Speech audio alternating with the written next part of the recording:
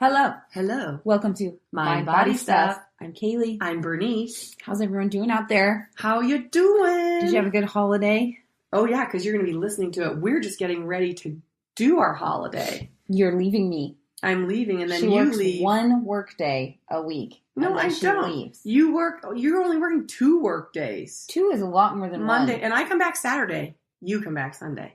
I come back a day early. We don't work on the weekend. Yeah, but that's how I had to set it up. 4 days. 4 days. Whatever. I'm going to argue about that much. She was arguing. It's okay. Sorry, you all have to witness this. Pardon me. Pardon me. How did you guys like our last podcast? Was that the imposter? The imposter. Oh, no, I thought it was ancestral wisdom. Ancestral wisdom. I kept talking about it afterwards to people. I've been thinking a lot about it. It was good. Or it triggered me to think about a lot of stuff. Yes. And then I keep talking to my family about it. I'm sure they're like, stop already. Oh, but it is interesting conversation. It is, I mean, yeah. It's interesting to think about. Mm-hmm. One of the things I was thinking about is how every single podcast, I'm basically just like, this is what I'm thinking about. And I feel like I never have any sort of answers to anything. Right. Although we offer some solutions or some ideas for solutions. So I hope it doesn't feel like, at least when I'm talking, you definitely answer more solutions than I do. But I feel like at least when I'm talking, I hope you all aren't just like, oh my gosh, there's too much to think about. She's like, got a big problem. Welcome to my brain. We all have big problems. It's a good brain, very overactive. Yeah, it needs to slow down. Mm-hmm. That's why Ula's so good for me. Because as we've been talking about, it's literally moving meditation. It is moving meditation. I mean, it is. The funny thing is when we say moving meditation, and you all maybe think this too, I think it's supposed to be like, and now I'm moving. And then we're like walking. And I've done a moving meditation class before, and we were all like walking in a circle. Yeah. And people saying weird stuff. And this is my chant now. Yeah, and you're chanting. And then Yeah. some people are like diving down, and other people are pulsing against the wall. But we almost, for Tulum, made everyone do an Osho meditation. Oh, boy. Which is like, I mean, it's actually, the concept is super cool, but I think, actually, for myself personally, I would love to try it. Oh, yeah. It's got these different stages. And we practiced a few times. We did it in the studio, me and Bernice, because as always, we would never ask anyone to do something we're not willing to do ourselves. Yes. So like, well, we better go out and do this. Yeah. And like, you have different phases where you just start moving, and then one phase it's all like crazy sporadic, and you're like punching pillows, and you're screaming. You're shouting out things. You're yelling. And you can swear, like all sorts of stuff. Yeah. And you like beat a pillow. And then one you do a chant where you're like, oh yeah, what do you say? And And we were kind of doing it and hyperventilating, which I think is the point a little bit, is to hyperventilate. But it was pretty funny because then we started out kind of, and then as we got more into it, we were like, it sounded, and then that's when we looked at each other and we were like, wow. I don't know. Should we do this? And then like the last phase, you just have to hold. And so wherever your body is, you have to hold, and you're supposed to like sit with that discomfort of wherever your body is. Like maybe your arms are above your head and you can't move for literally 15 minutes. It's a freeze dance is what it's like. It's the longest freeze dance of your life. Yeah. It was like, when we froze, we were only going to do for 5 minutes. Yeah, we were going to do a shortened Osho meditation. But even 5 minutes, I mean, you just try and freeze in a position for 5 minutes. Yeah, it's hard. It was really hard. It's super hard. And we didn't realize, when you're reading about it or watching someone do it, you don't think it's that hard. Mm-mm. And then when you start doing it, though, you're like, uh-oh, that was really hard. That was real hard. And the yelling part was super tiring. The yelling and punching things. I do want to do an Osho. I would love to with people who sign up willingly for it. See, that's the problem. Oh, yeah. I know we're going to like spring it on people. Like, now we're going to do Osho meditation. Let's talk about manifestation. And with that, we're going to do a, 30-minute Osho meditation. And I'm sure we're at this yoga retreat, by the way, and they're always complaining like, they're kind of loud. Can you turn your music down? Because it's beautiful retreat, very quiet. And all the signs everywhere say, shh, we appreciate your silence. And can you imagine the yelling, swearing part? Oh my God, that would be like, fuck you, Mom! I fucking hate you! Like people just shouting stuff. Don't touch me! And then getting to the and just having like 20 women panting like that. Oh my God. Oh, that is I feel like it's a Saturday Night Live skit that would be funny. really good. I know. Anyway. It's so funny. But I do want to try it with a group of willing people. Yeah, so anyone who's interested, just contact us. And contact us. We'll do it. Yeah, we'll run it wherever you are. We have a shortened version, thank goodness. Anyway, so why did we start talking about this? I don't know. Something about walking meditation. Oh, walking. Yeah. Movement meditation. Yeah. So ULA, yes. So that's why it's good for me. Anyone out there with a hyperactive brain, like I think a lot of us. Monkey mind. It's very, very common for us to have overactive brains. I'm working on it. Yeah. But I'm sorry you guys have to hear about all of my working on stuff. Sometimes I'm like, what's the point of this podcast? What the point is that? Why would anyone listen to all of the things that I'm struggling with? How the heck is that point? But I do realize that whenever we connect with people about the podcast, a lot of people are feeling the same things. Yeah, and I like that better because, our whole life, it's all about like, let me tell you the answer. I have the answer. And I'm always like, do you? I mean, you seem very confident. But then I look into the person's private life and I'm like, you're very gifted at you're a heinous bitch. Teaching, but something weird's going on in your private life. So then it's like, isn't it better just to have it open-ended sometimes? And then, I don't know, then we all get to work at it together. It's very true. There's always this striving. Yeah. Will there be an end? I don't know. I don't know. Will we have the answers? Today we will.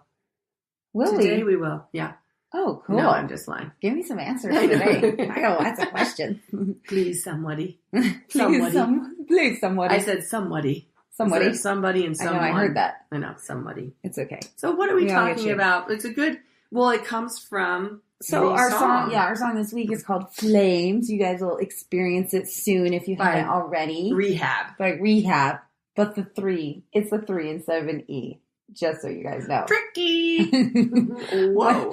Wouldn't you love to be in that band naming session? When you guys are everyone's all like, I don't know, like, what about Should R3HAB? We call it like R3HAB? But that's like too serious. So what if we throw like a number in? Yeah, let's do it. I love it. All caps. All caps. Always all caps. Anyways, we got this song, Flames. It's a pretty cool song. And featuring Jungle Boy. Jungle Boy. Now another good name. But his name is Jungle B-O-I. Boy. Another one of those instances. Boy. Let's change the Y to an I. Just to be a little edgy. I want to be different. I don't want to be Jungle Boy. I want to be Jungle Boy. Boy. Yeah. Hey, boy. Hey, boy. So the song is Flames. Stop. Stop. God. Jungle Boy! What's his name? Who? Jungle Boy. Tarzan. Oh, I'm like, how can you not know Tarzan? The love of my life. I'm sure he was.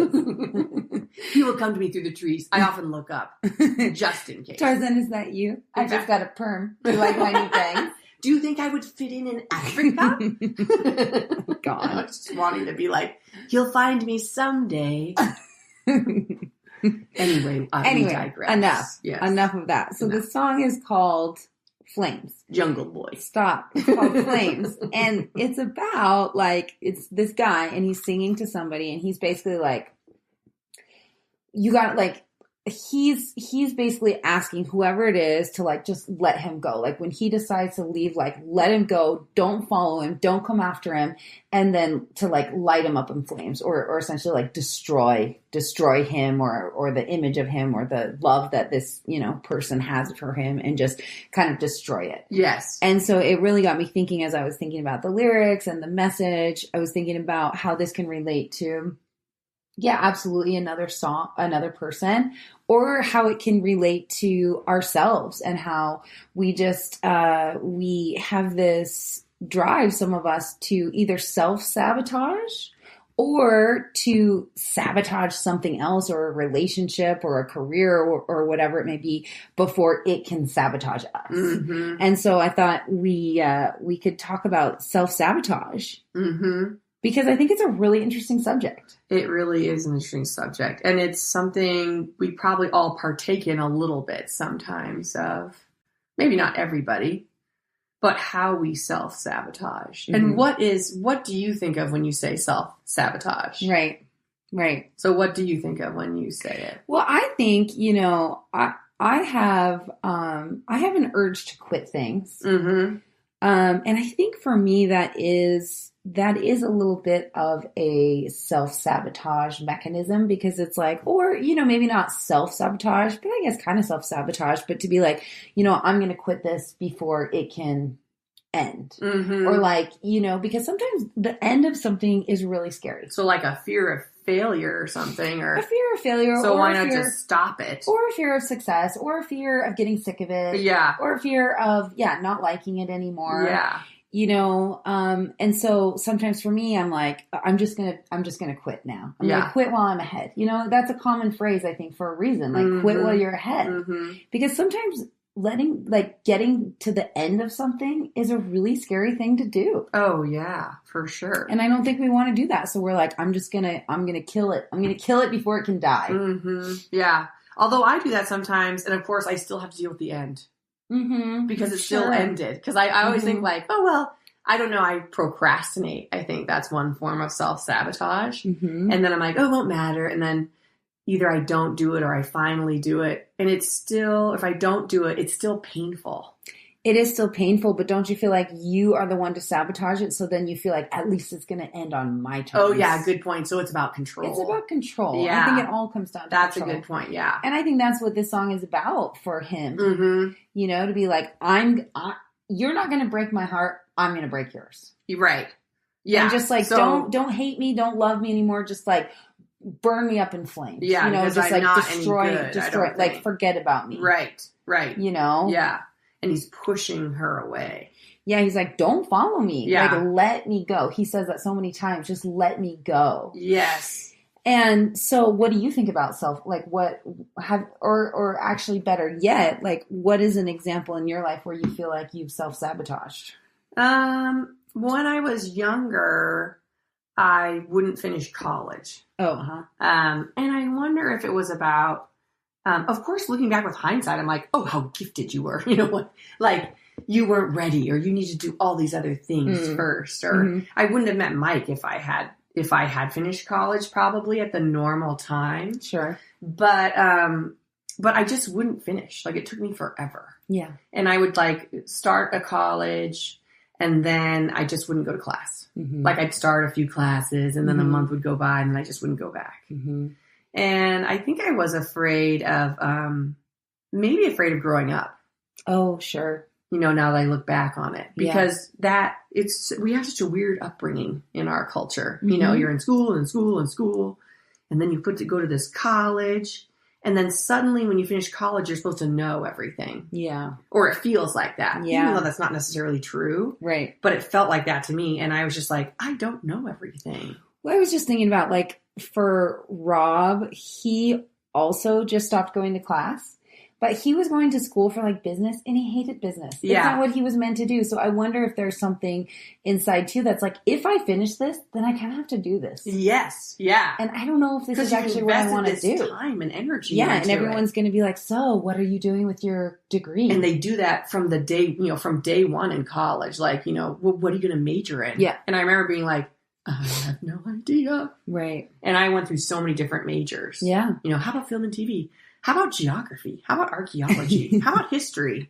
How about English? Right. It was just like constantly searching. Yeah. And then finally I started to get kind of old and I picked psychology. Yeah. Cause it was just like, well, and your whole family's in psychology. Yeah. My sister had already done it. It was funny because I kept picking things they would like. My older sister was English. So I'm like, I'll do English. Yeah. And then I'll do psychology, and psychology was at least somewhat interesting. And I hope so. And then that's what that is your job. Doing is my job. Yeah, it's somewhat interesting. It held my attention for a little bit.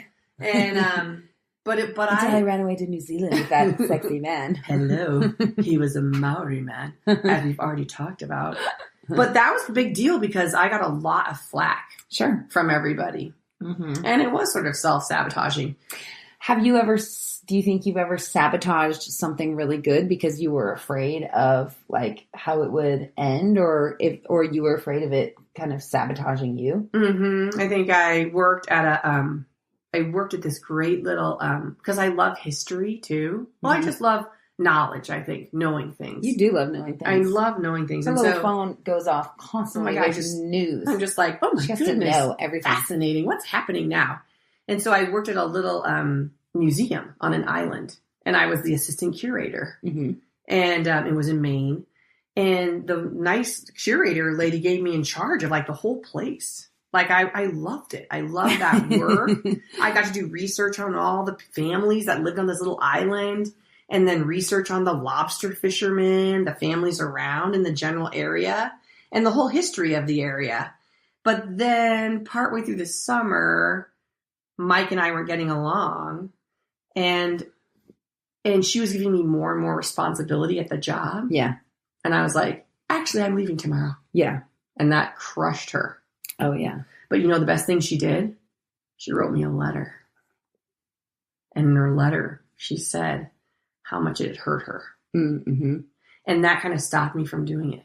Yeah. Because I realized when I leave things, you're leaving people.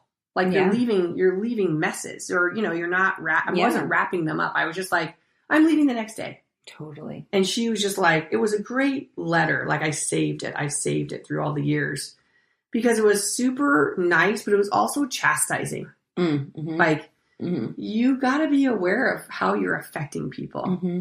Totally. And she almost said like, I don't think you're aware of that. Yeah. And I really depended on you. And she just had a baby, which I didn't understand was hard. And so maybe that's another way to help with self-sabotaging too, is feedback from people. Because sometimes you don't realize, you know, people, it's unsaid. Like in my family, it was unsaid that I was hurting people. But when she just threw it out there and said it, it was like, oh, it really is hurting people. And that's maybe more not self-sabotage. That's just like, it's just being destructive a little bit. Selfish. It is selfish. Yeah. Yeah. Selfish. Definitely I selfish. mean, you sabotaged her. You I sabotaged yourself her in that. No. Although I love that job and I would have loved to stay there. But part of me was like, well, my relationship doesn't work and I just don't want to stay. Right. Yeah. Which ultimately probably was the right decision. It probably was in the big picture. But we have hindsight is 20/20, of course. Yeah. Maybe now I'd be head of the Smithsonian. You may be. I mean, I don't know. You wouldn't be recording the Mind Body podcast. I wouldn't be. That's for sure. Working on the choreography for Flames. Darn. Now, what about you? And self-sabotage. What's the question? Your life? Well, like instances? Yeah, give an example. Well, I mean, like I talk about a lot. I mean, I've wanted to quit ULA many times. Yes. Because I am afraid how it's going to end. Yeah. I think it's really scary to think, are someday people just not going to come anymore? Right. It'll just be like is there some day that just, you know, I literally just minutes ago posted on the community page. I was like, is anyone going to, I don't know how to make my my computer so stop dinging loud without it recording the sound. That's very like Pavlovian. As I've said, I get very excited about it. So maybe I'll just turn, I don't know. Sorry, you guys. Can you make it vibrate? Just don't worry about it. Anyway, let's move on. So one of the things that I just posted about on the community page is I said like, hello, is anyone going to sign up for the empowerment weekend? Because we're really low on signups, which is not normal. Not for Missoula. Not for Missoula. And so it kind of scares me because it's like, I just wonder how the end is going to happen for ULA. Like, are people just one day going to are they going to stop being interested? Are they just going to stop coming to the studio? Are they going to stop signing up for empowerment weekends? Are they going to just not want to renew their certifications? You know, and so that to me is obviously a really scary feeling, or like imagining that that's how it ends before I want it to end. Right. Is a really scary thing. You don't have control over that. Well, exactly. That's why I'm like, well, I'll just shut it down now so that I'm in control. So that it can't hurt me, I can hurt it. Well, we're very similar together. Well, that's why it's trouble. You're like, fine. I'm like, fine. But then we think about it for a little while. We're like, no. We give it the weekend. And we're like, okay, I guess we can do this again. We can do it again, I guess. But it is, you know, there is that, I think, there's that need to protect ourselves, to be like, you know, I will control how this ends. I haven't had this experience in my romantic partnership relationship, because I have been with Rob for so long, since I was, 20. But I think a lot of people feel this when they're in relationships. I think that there's a lot of fear to... Oh, this is good. A lot of fear. You'll see people who will pull back or who will break up with someone and the other person will be like, God, I thought, like, what happened? We were so happy. Because I think that there's this like, oh shit, like I'm really starting to like or love this person and I'm afraid that they will hurt me or that, what happened with my last relationship will happen again. So I'm going to pull out. I'm going to peace out.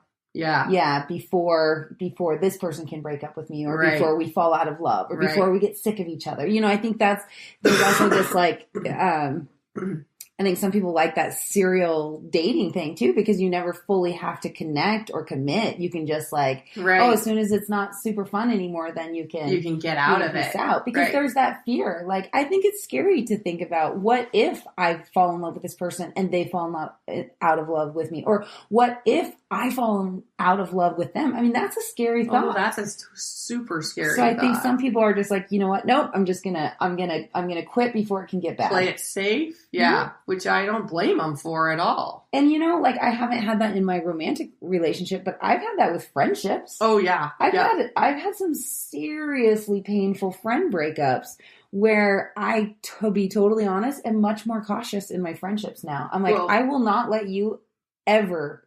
I will let nobody in as close as I've let some people in because it fucking hurts when you break up. Well, and you're such a good friend. I mean, you're such an open friend. When you go in, you go all in. I go all in. You go all in. And I remember thinking like, oh, she's going all in. Something bad going to happen. But maybe not. That's just But you're right, because now I don't do that with friends. I mean, I have like a couple. Very close. But everyone else, some I'm like... older friends. Yeah, but now I'm like, I will never, ever go that deep into a friendship as I have with different friendships in the past because... And I think it goes back to this song. It's like... Like, if I'm going to walk away, like, let me walk away. Like, I don't want this to destroy either one of us. You know? So let's just not... And it feels like it could. And it feels like it could. So let's just stay a little bit more separate now. Yes. Yeah. Because I don't want it. I don't want either one of us to get to go up in flames because of this. No. And then you just know that those endings are so hard too, because there's no retracting. Yeah. I mean, it's really hard to go back. Well, it's interesting with a friendship versus a romantic relationship, because with a partner, you're like, I am your partner and we're building a life together. But with friendships, it's like you still want to commit to somebody without almost committing to build a life together. So it's like it's a weird thing, because you can feel super, super connected to someone, but you don't have the kids to keep you together. Right. You don't own a home together. Sometimes the things where you're like, we're stuck together. We're stuck together, so we got to work this out. Right. Sometimes you don't always have those things with friendships. Right. It's an interesting thing. But yeah, I just know that like there's some of that like, nope. Yeah. We're not going to get close because I don't want to get to the point where someone like, is lit up in flames. Right. Yeah. That's a great, and I was just thinking like, I'm always careful more careful in my friendships. Well, now I am. You're smart. You're a little older than me. But I know. I'm like, But I think I was just looking at a picture the other day from someone posted pictures from our high school or our grade school yearbooks on Facebook. Yeah. And I saw this picture. It made me so sad because I had two best friends growing up. One, her name was Elaine, and we were best friends like in first, second, and third grade. But her dad was in the military in Hawaii. And then they were just like, we're moving. And I remember being like, where are you going? And they moved to Pennsylvania. They moved to like DC. So I never saw her again after that. I did occasionally. But I think that was my first understanding of like, oh no, like people leave. And I had already had trouble with attachment because of my upbringing. Yeah. And then my second best friend was Betsy Hamilton. And she had a back brace because she had scoliosis. But she had this beautiful face. She had these long dark eyelashes and these bright blue, aqua blue eyes, I remember. But she looked weird because she wore her back brace. But she looked kind of like, I don't know, it was just like a cool looking person in her back brace. Anyway, she was like my best friend for 6th, 7th, and 8th grade.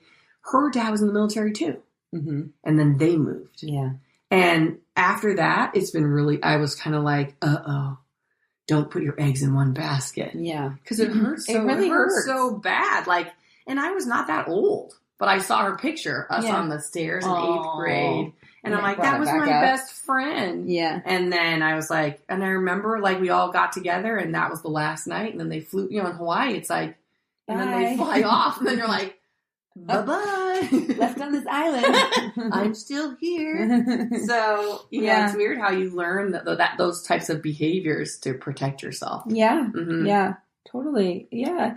So I think there is that. It's about protection. I think self-sabotage. And it's about fear. And, everyone says, oh, you're not actually afraid of failure. You're afraid of succeeding. But I think I'm afraid of failure too. Oh, yeah. I have both, totally I think, true. sometimes. I know when people are like, well, is it fear of failure or fear of success? And I'm like, how about both? I think that's more appropriate. You put yourself out there and then the thing doesn't work, and you're like, ugh. Or what if you put yourself out there and the thing works and you're like, uh-oh, now what's expected of me? Yeah. And how long does it go for? You know what I mean? Or can you step off? I mean, and I think about too, like, how would I end? Like, how does this thing ever end? Right. Well, right. Exactly. Like, people have year contracts. We schedule out trainings. Like, we schedule out basically the whole following year. I'm like, dang, that'd be hard to, It'd be hard to. Of course, people do. Of course, you can. Yeah. It's not impossible, but it is this thing where it's kind of like, well, I don't want it to kill me. I want to be in charge. Right. I want to be in charge. I want to set the terms of when this all ends. Whatever it is, a relationship, and maybe a job, that's not a career. bad. Maybe that's good. Right. So you're not surprised, or you know what I mean? What do you think about that?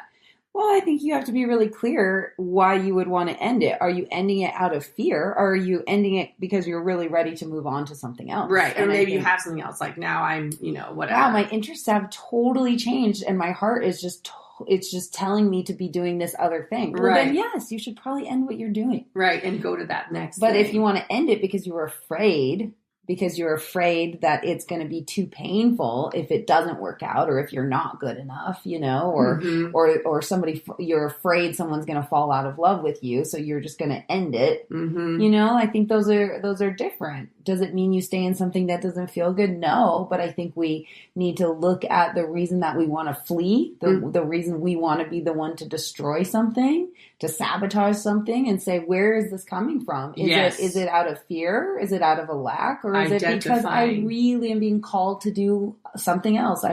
My heart is really wanting to go in a different direction. Very good point.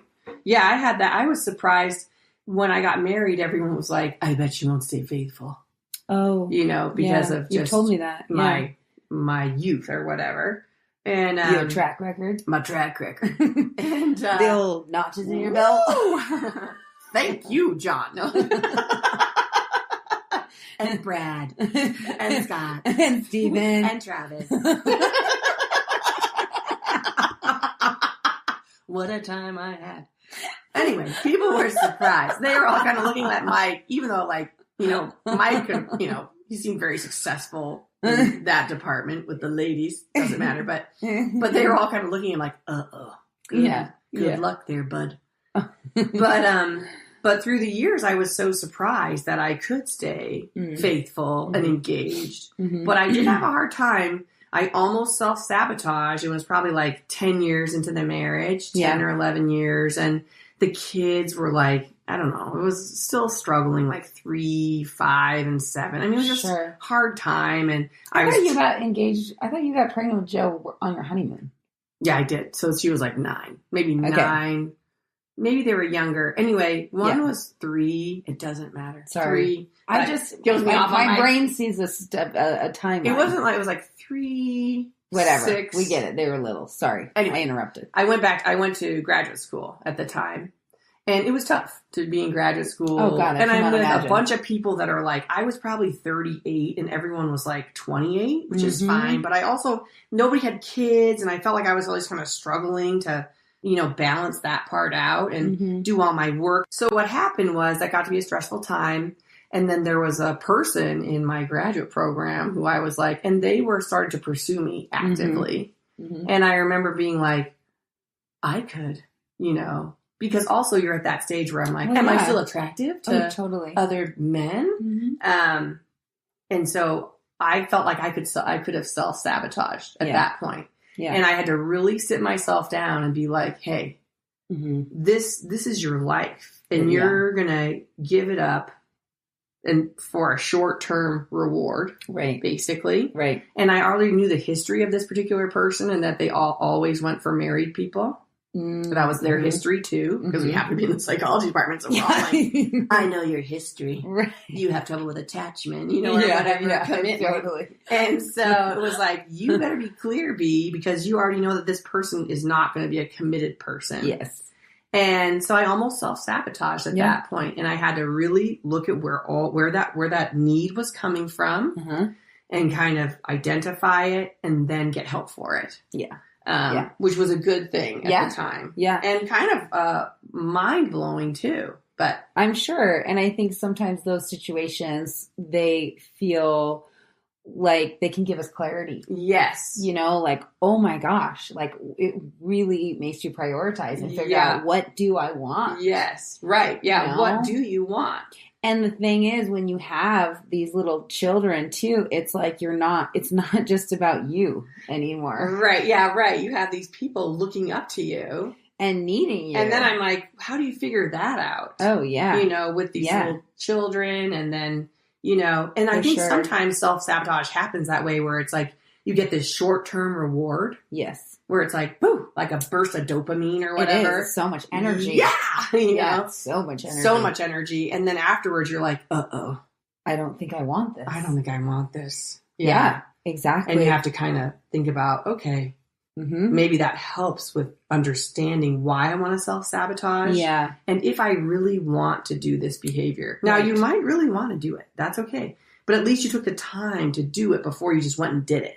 Yes. Like being very clear. This is what I want. I'm no longer happy in my familial life or my career or my needs aren't being met. My needs aren't being met. My soul does not feel like it's, you know, it's on the right path. And so, yes, this needs to end. But man, it's like the self-sabotage, when it involves other people, it's so much more than just the self. Oh, you know, you're sabotaging so many other things too. Especially, like, it was so easy for me when I was young. Right. Because it's just me.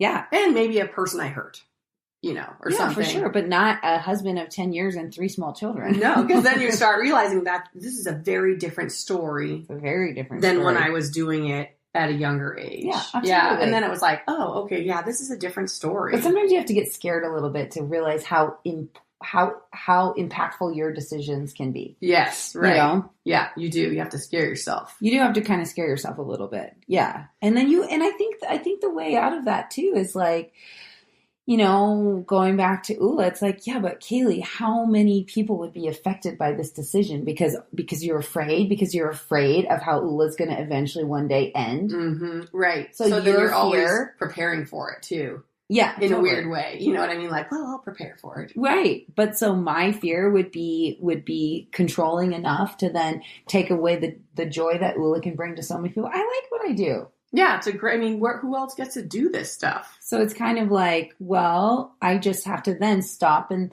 this is where we talk about looking at your thoughts, not from your thoughts, and saying, oh, okay, I'm understanding. Like, that's fear. And I get to now sit with that fear. I get to think about like where it's coming from. Yes. And it might be, maybe you have stress this week. I don't know. Maybe this was a hard week. Maybe it was a hard week. That doesn't mean we're going through transition. Yes. And that doesn't mean something should end. Right. It's kind of like what we were talking about with marriage. You know, it's more like maybe just a hard week. Maybe it's a hard week. Maybe it's a hard month. Maybe it's a hard year. Maybe it's a hard year. Yeah. Exactly. Right. Yeah, totally.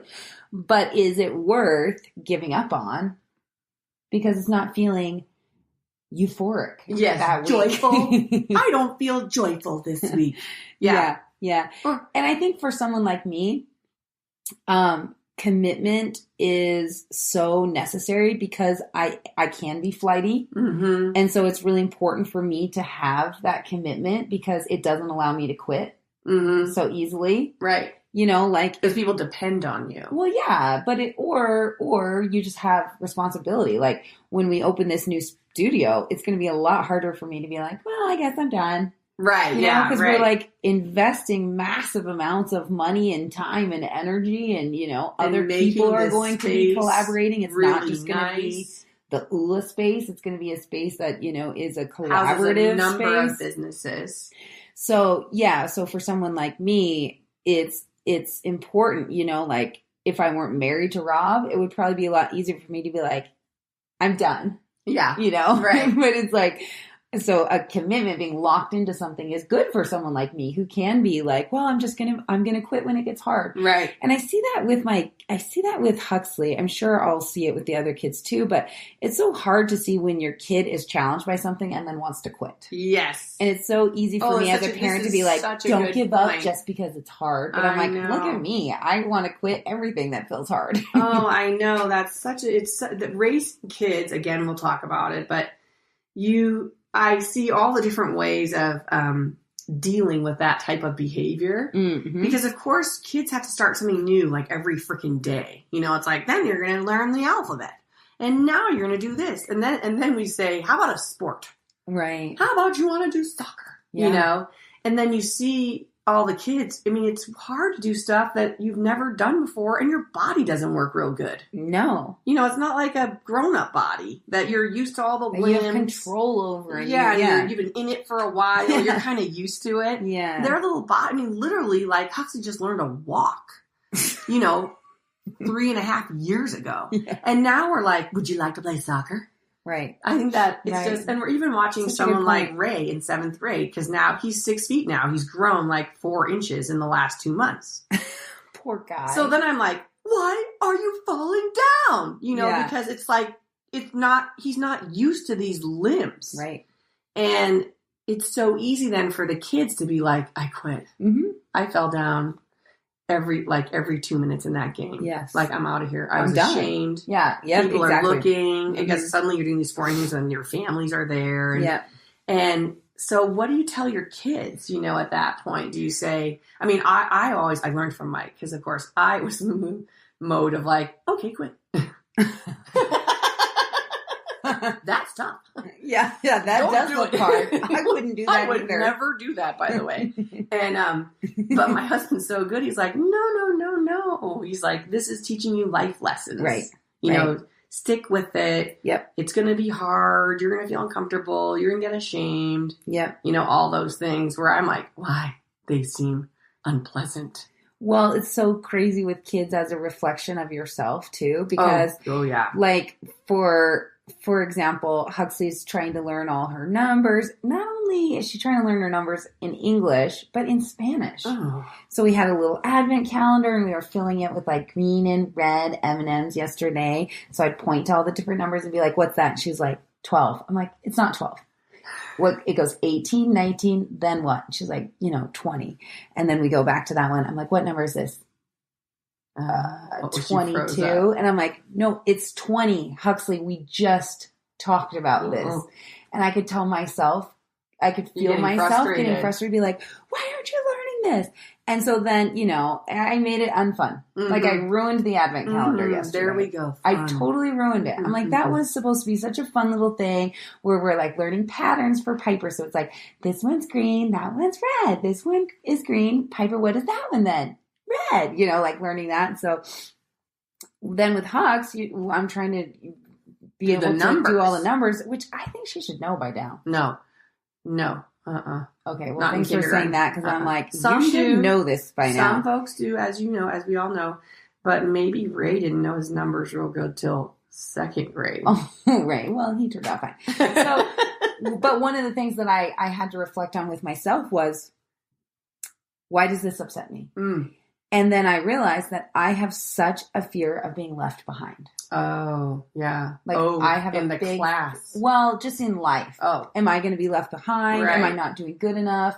Have I not worked hard enough? Right. Am I behind where I should be? Right. And then I'm like, oh no, I'm afraid my daughter is going to be, I'm putting my fear on her. Maybe she's not going to be as good. And how funny, because she could manifest it now. Yes. Or not that she would, but, you know, so they start to learn that behavior. She's learning. And well, I don't know. I hope I can catch it in time. I hope I haven't done permanent damage. But I'm like, oh, I'm afraid that she's not where her peers are. And that's activating my fear. And then now I have to be really careful that it doesn't become her fear. Yes. That's how we pass them down. That's how we pass them down. That's a great example. And I'm like, I didn't make this fun for you, did I? And she was like, no. And I said, I bet Maestro Grogan and Mrs. Line would teach you your numbers way more fun than that. And she's like, yeah. I'm like, oh. Yeah, I feel like she kind of gets me. I almost feel like she can see my flaws and kind of forgive me for them. Right. She's like, she seems uptight about this. Maybe that's Maybe that's, negligent. What's the word? Naive, negligent. Just, I don't know. But it's such a reflection for me to figure out where my fears are. Yeah. And then I never thought, oh my gosh, like once she learned how to walk, I'm like, whoa, she hit all her milestones. Yeah. I'm done worrying about her. What an idiot. I didn't know that they kept going. Then I'm like, oh my God. And when are they reading? And when is she going to be able to swim? Right. And so it was such a good reminder for me that I'm going to have to deal with this in myself, or else it's going to be really unpleasant for myself and my children as we go through their journey of life. Yeah. Very good. Very good points. Holy cow. And then you see that desire to self-sabotage when you suck at something because it's hard. Right. So I've got to make sure that I don't make my children want to self-sabotage when they suck at something. That's how my dad was a perfectionist, and he was super smart. Yeah. So that's how Rob is. So then I wouldn't get the answers right most of the time.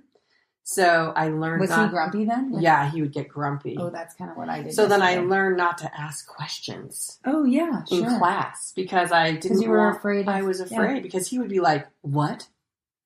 And I'm like, I know. I was like, "You think that's 12?" Huxley? She's like, 21. I'm like, no, where's the 1? Do you see a 1 in the second space? No, you will hear the number in the word. I don't think oh my God. Oh my God. And she's like, I just want to eat M&M's. Yeah. Good choice, Huxley. Poor baby. Poor baby. Well, and we see it continuing through the ages. Like Ray's 7th grade basketball team. Some of the parents are so wrapped up in it. Well, you are too. You called your kid a dumbass. I apologize. And some of the parents, my goodness. Okay, Miss Judgy. How alarming. Who are they? Not me. I know. Then my husband had to say, I'm not sitting next to you. I will not sit next to you if you say one more thing. I can just see Mike. For those of you who have met Mike or seen him, pictures of him, can't you just imagine this kind and gentle man, not even looking at Bernice, just staring out at the court and just talking very calmly, but very sternly. I'm like, dumbass! And then I'm like, oops, I probably shouldn't have said that. It's like... And we get, because they're reflections of us. They're reflections of us. It's like me playing basketball. Holy cow. And by the way, he's way better than I am. Like, what am I thinking? Right. I can't dribble a ball. Right. But part of me in the moment is like, I'm gifted. And I'm like, you've got a problem. And, but we've got, because that's why then kids learn, shame and shame and not wanting to do it. To not want to do it. I just will not do it. I won't do things that are hard. Yeah.